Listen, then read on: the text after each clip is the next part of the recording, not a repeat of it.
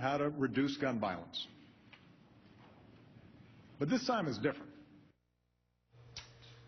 The president and members of Congress personally invited more than 24 Americans that have been affected by gun violence, including family members of victims in Newtown, Connecticut and Aurora, Colorado.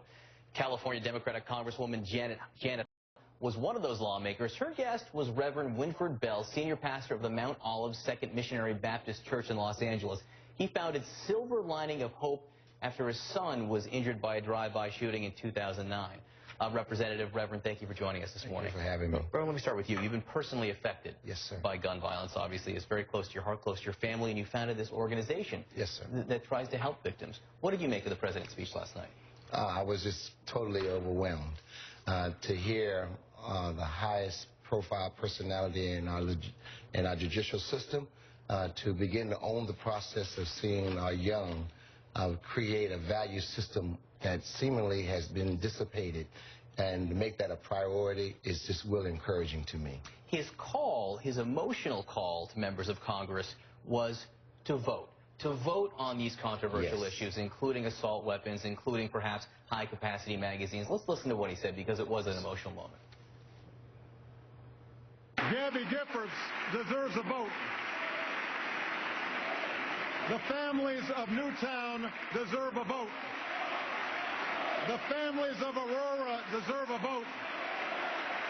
The families of Oak Creek and Tucson and Blacksburg and the countless other communities ripped open by gun violence, they deserve a simple vote.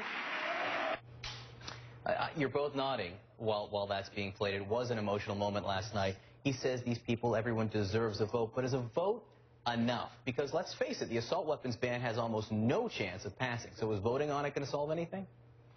I think it's a start. There's a cadre of contributing factors that is causing this violence of our young. There's never going to be no one shot or no one man or no one organization that's going to fix this problem. It's literally going to take all of us to own this and to take some ownership. Congresswoman, you were there. You were in that chamber for these votes. Do you think it's better to vote on these things that probably have no chance of passing, or would you like to see the focus be on areas of agreement?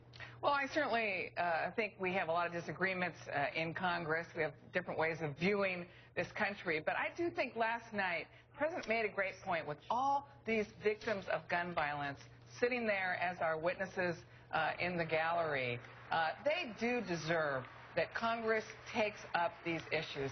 I happen to believe universal background might be something we can all agree on.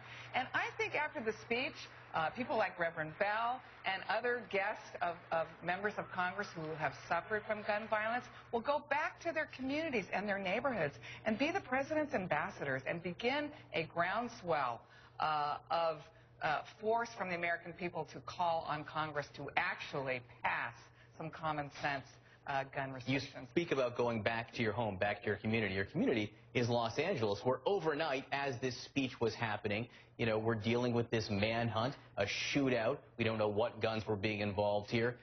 Talk to me about how that felt. Well, you know, I had my iPhone during the speech, and people were giving me updates minute by minute of what was happening. This has really gripped not just Los Angeles County, but certainly Riverside County, San Bernardino County. I know many of the officers personally that were named in Christopher Dormer's manifesto, so it felt very close to home. A lot of it happened within the neighborhood where I live. So it was a gripping story of you know, someone who had all the weapons at his disposal and had the training to really cause great fear within Los Angeles. Representative Janice Hahn from Los Angeles, Reverend Winfred Bell, thanks for joining us. Glad you made it out to Washington. In a ribbon of awareness. And I like to give it to you. The black represents violent crime, and the red and the silver represents behind every black cloud of crime there's a silver line of hope. And more than 32,000 people are wearing this ribbon to say there's enough of the killing of our young people. Appreciate it. Thanks for joining us.